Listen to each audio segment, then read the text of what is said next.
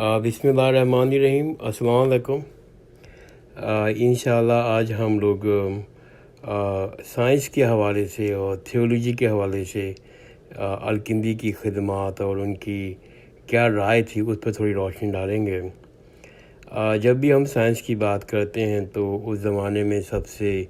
जो ऊपर चीज़ जिसके ऊपर सब लोग काम करते थे वो मेडिसिन थी, और अलकिंदी को भी बहुत में शौक़ था मेडिसिन का। इनफैक्ट आप देखेंगे कि तकरीबन तमाम फ़िलासफ़र जो थे उस टाइम के जो थे, उन तमाम फ़िलासफ़र के लिए मेडिसिन एक इंतहाई अहमियत की हामिल चीज़ थी। जहाँ वो इल्म को, एजुकेशन को बहुत अहमियत देते थे, साथ साथ वो हेल्थ को भी और मेडिसिन को भी बहुत अहमियत देते थे। अगर हम उस ज़माने के फ़िलासफ़र्स का देखें तो उनमें जो ऊपर नाम आता है वो अल-राज़ी का है, अल-हावी का है, इब्न सीना का है। ये लोग फ़िलासफ़ी के साथ साथ इन्होंने तिब के ऊपर भी, फ़िज़िक्स के ऊपर भी, केमिस्ट्री के ऊपर भी, इवन कि मैथमेटिक्स में भी किताबें लिखी हैं, नई नई चीज़ें ईजाद की हैं, जिसकी बुनियाद पे यूरोप में और अमेरिका में इन्हीं चीज़ों की बुनियाद के ऊपर साइंसी इंकलाब आया है। लेकिन अगर आप जाकर देखें अंदर तो जो बेस है, जो बुनियाद चीज़ है, उन्हीं फ़िलासफ़र ने, उन्हीं मैथमेटिशियन ने प्रोवाइड की, जो आके जाकर मेडिसिन की हर चीज़ की बुनियाद बनी। तो हम आज हम देखते हैं, पर ठीक है पुराने ज़माने की बातें छोड़ दें, मगर हम आज भी देखते हैं कि जिन कल्चर में, जिन ममालिक में, जिन सोसाइटी में बहुत तरक्की की है, जहाँ तक अगर हम अरब रेनेसांस की बात करें और हम आज के भी मॉडर्न वेलफेयर स्टेट की बात करें, इन्हीं रियासतों ने तरक्की की है जिन्होंने इल्म पे बहुत काम किया है, एजुकेशन पे बहुत काम किया है, हेल्थ पे बहुत काम किया है, इनको बहुत अहमियत दी है। यानी कि जिस सोसाइटी के लोगों के जहन पुख्ता होंगे, साफ़ होंगे, अक्लमंद होंगे, यानी कि वो एजुकेशन के थ्रू उनकी तरबियत हुई भी होगी, इनको मेंटली डेवलपमेंट हुई होगी, उनको पास नॉलेज होगी, वही आगे बढ़ेंगे, वही आगे तरक्की करेंगे। क्योंकि दिमाग जिस्म के बगैर नहीं चल सकता। अगर मेडिसिन है, अगर हेल्थ केयर प्रॉपर है तो आपका जिस्म भी हेल्दी होगा, आपका दिमाग भी हेल्दी होगा। ये सबसे ज़्यादा इम्पॉर्टेंट है कि आप ये चेक करें कि आप सोसाइटी में, आपके मुल्क के अंदर कितने लोग इतना इंटेलेक्चुअली स्टिमुलेट होते हैं। आपके मुल्क में लोग कितना सोचना, समझना, दिमाग का इस्तेमाल करने में खुशी महसूस करते हैं, इंटेलेक्चुअली चीज़ों को सॉल्व करने में महसूस करते हैं। अगर ऐसा है तो इसका मतलब ये है कि आपकी सोसाइटी में एजुकेशन के साथ साथ आपकी हेल्थ के ऊपर भी काम हो रहा है। ये बहुत ज़रूरी है ये कि हम लोग इस चीज़ को मेक श्योर करें कि हमारी सोसाइटी में, हमारे मुल्क में, हमारी फैमिली में, हमारे घर में एजुकेशन पे बहुत ही ज़ोर हो और आपकी कहते हैं आपकी हेल्थ पे बहुत से ज़ोर हो। इसलिए यही बहुत बुनियादी चीज़ें हैं आपकी तरबियत में और आपकी ग्रोथ के लिए। और ये अलकिंदी का भी कहते हैं बहुत ज़ोर था साइंस के हवाले से, और अल-राज़ी का भी, अल-हावी का भी। अलकिंदी ये चाहते थे कि मैथमेटिक्स के उसूलों को फार्माकोलॉजी के हवाले से भी इस्तेमाल किया जाए। उन्होंने बल्कि एक टेस्ट बनाया था जिसमें जैसे कोई दवाई है, जो मेडिसिन है, उसकी पोटेंसी को चेक करने के लिए उन्होंने एक स्केल भी बनाया था, जो मैथमेटिकल स्केल था, जो वो चेक करने के लिए था कि जो दवा है वो कितनी अफेक्टिव है, उसकी पोटेंसी कितनी अफेक्टिव है, वो मरीज़ पर कितना असर कर रही है।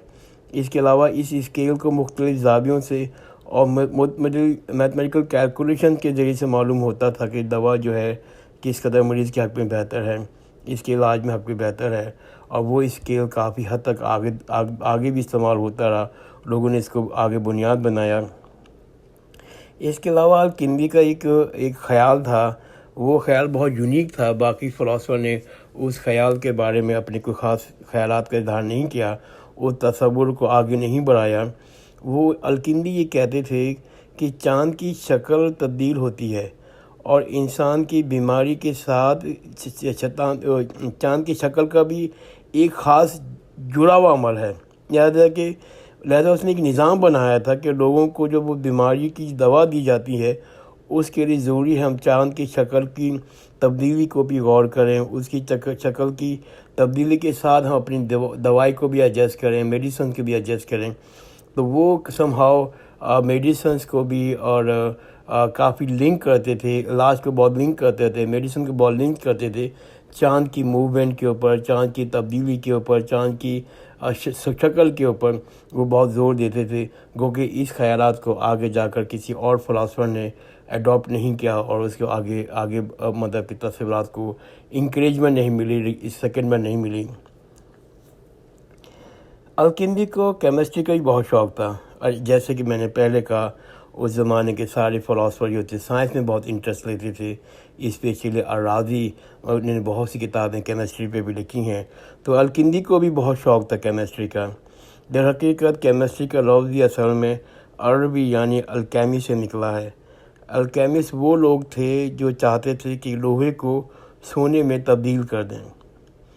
سونے کی اہمیت اس زمانے میں بہت تھی جتنی آج کل ہے، شاید اس زمانے میں زیادہ ہی ہو، اس لیے کہ سونے کی قدر اس وجہ سے بھی تھی کہ جو وہاں پر ایک تو سونے کی ملکیت ہوتی ہے، اور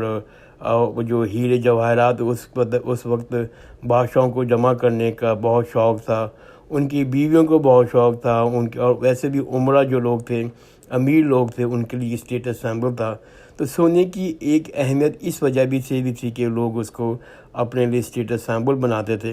مگر ایک وجہ اور بھی تھی، وہ کیمسٹری کی پوائنٹ آف ویو سے تھی، کیونکہ سونا ایک ایسا ایلیمنٹ تھا جس کے حوالے سے یہ لوگ تصور کرتے تھے کہ یہ کبھی خراب نہیں ہو سکتا، یعنی کہ یہ انکرپٹیبل ہے، یعنی کبھی بھی اس کی قیمت کم نہیں ہو سکتی، اس کے اندر جو کوالٹی ہے وہ خراب نہیں ہو سکتی۔ آپ جتنی مرتبہ اس کو پگھلا دیں، اس کے بعد دوبارہ ٹھنڈا کر دیں، پھر دوبارہ پگھلا دیں، لیکن وہ سالڈ بن جانے کے بعد اس کی جو کمیت ہے ویسی کی ویسی رہتی ہے۔ اس کے اندر امپیورٹی میں کمی نہیں آتی، آپ کسی بھی ڈھانچے میں اس کو ڈھال دیں اور پھر پگھلا دیں، جبکہ وہ اسی زمانے میں جو آئرن اور دوسری میٹل کو ان کو وہ گرم کرتے تھے، اپنی ٹیکنیک کے لحاظ سے ان کو پگھلاتے تھے اور پھر اس کو ٹھنڈا کرتے تھے، تو وہ دیکھتے تھے کہ وہ ان کی کوالٹی میں، ان کی کیمیاتی میں فرق آ گیا ہے، لیکن سونے کی جو وہ واحد ایلیمنٹ تھا یہ جو اس کی کوالٹی میں چینج نہیں آتی، تو وہ اور ایک اور بھی خاص بات تھی کہ سونا بہت کم ٹیمپریچر پہ پگھل جاتا تھا، لہذا کیمسٹ جو لوگ تھے وہ سمجھنا چاہتے تھے کہ کس طرح سے ایک میٹل کو دوسرے میٹل میں تبدیل کر سکیں۔ ان کی ایک کوشش تھی کہ سونے کو یا کسی اور میٹل کو گولڈ میں تبدیل کر سکیں، اس لیے گولڈ کی اہمیت بہت تھی۔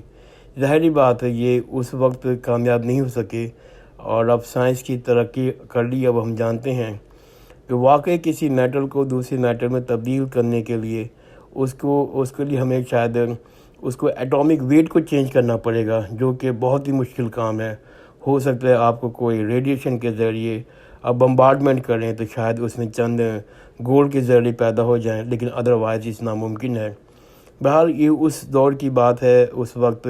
سائنس نے اتنی ترقی نہیں کی تھی، اور کیمسٹ لوگوں نے بہت عرصے تک اس میں کوشش میں لگے رہے۔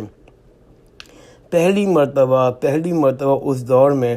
الکندی نے کہا کہ یہ میں چیلنج کرتا ہوں کہ یہ متھ ہے، اور ایک میٹل دوسرے میٹل میں تبدیل نہیں ہو سکتا، کہ آپ کبھی بھی کسی صورتحال میں بھی آپ گولڈ مطلب لوہے کو، آئرن کو گولڈ میں تبدیل نہیں کر سکتے، جو اس وقت کے لوگوں کے لیے بڑی اچنبھے کی بات تھی، اس لیے کہ اس وقت اس بڑا اسٹرانگلی بلیو تھا کہ کوئی میٹر دوسرے میٹر میں تبدیل نہیں ہو سکتا۔ آج میں اپنی وائس نوٹ یہاں ختم کرتا ہوں، اور اس کا سیکنڈ پارٹ ہے، انشاءاللہ میں اس کو دوبارہ میں ایک وائس نوٹ کے ساتھ آؤں گا جس کا موضوع بھی سائنس اور تھیولوجی ہوگا۔ میں اپنی کوشش کرتا ہوں کہ میری وائس نوٹ 10 منٹ کے اندر ہو، تاکہ لوگوں کو سننے میں ریٹینشن رہے۔ جزاک اللہ خیر، خدا حافظ۔